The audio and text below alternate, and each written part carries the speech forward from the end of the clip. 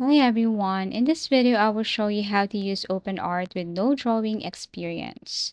So first is first, you have to go to any web browser and then type OpenArt AI. Here you need to create an account. You can create an account using your email or your Google account. And this is what it looks like. So basically, if you have an account, just tap on login.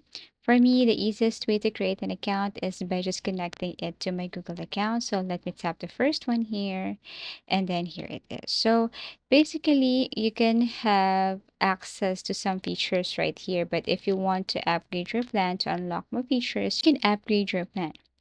Now here on the Open AI, you will see your options like AI image generator, AI character backgrounds, concept art, and a lot more. So you just have to pick the one you want. So for example, I want to choose AI character right here. So I can just create two or more or single character. I had to click this one. However, for this, you need to create or add the name and also upload a picture right here where they can transform that image into character. Aside from that, there is this also AI image generator. It's the simpler or simplest way. All you need to do is to add the prompt right here. You can ask ChatGPT for a prompt if you don't know how to create one. Also, if you want to create story, videos, and other features right here, all you need to have is that prompt, that exact prompt, and then paste it right here.